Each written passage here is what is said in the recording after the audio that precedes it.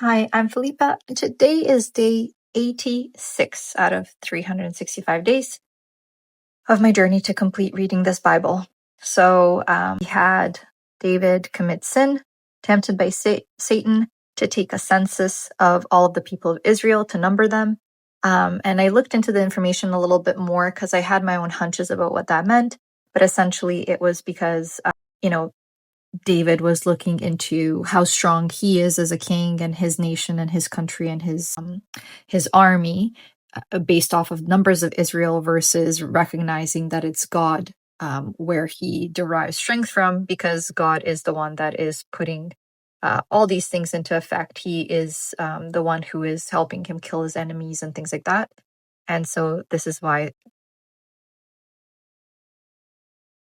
David sending out um, people to count all of Israel is considered a sin.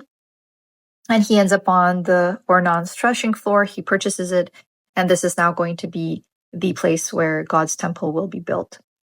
So David's son Solomon is preparing to build this temple, and David is preparing in a way by providing all of the materials. And he says, my son is young, but the house that is going to be built needs to be magnificent and glorious, and I will prepare for it before my death.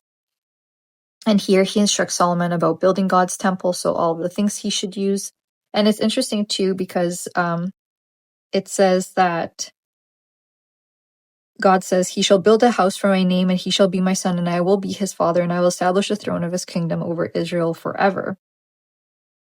And David says that the word of the Lord came to him, saying, "Thou hast shed blood abundantly, and hast made great wars. Thou shalt not build an house unto my name, because thou hast shed much blood upon the earth in my sight. Behold, a son shall be born to thee, who shall be a man of rest, and I will give him rest from all his enemies round about.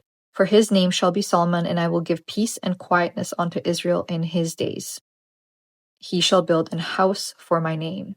So it's interesting, but I wrote down here, this is a process of building that takes place during peace and rest, almost kind of signifying that good things are built during peace and rest. So we work on good things during this time, and we lay the foundation for good beginnings, not in chaos like how it was chaotic while David was reigning because of all the wars that were happening.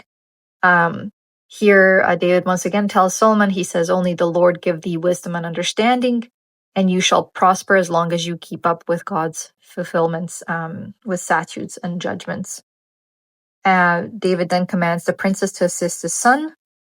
He organizes the Levites to serve in the temple, and it lists out all the names of the Levites. And interesting here too, in verse or chapter 23, verse 30, it says, "And to stand every morning to thank and praise the Lord, and likewise at even."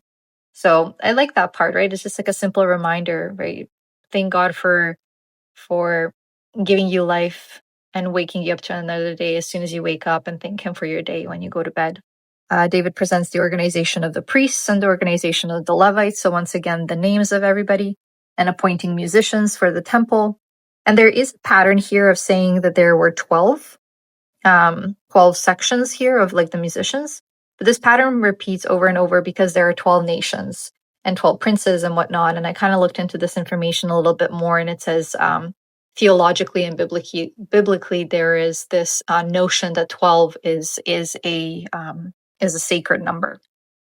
David then appoints porters for the temple and treasurers as well, and Levites who will oversee Israel's worship. So essentially they will make sure that the people of Israel are worshiping God.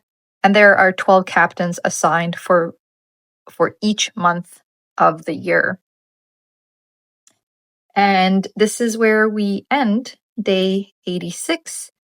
This last section is about the princes of the 12 tribes and just naming all of them. And tomorrow is day 87, and I start on chapter 28. David exhorts the people to fear God. And I actually will complete the first book of Chronicles tomorrow. So I will see you then. Thank you so much for listening. I really appreciate your attendance and your ears. This is a fun journey and a great commitment for me to complete reading this Bible. And I know I'm about to get into some really meaty parts. So I'm very much so looking forward to that. Thank you for listening.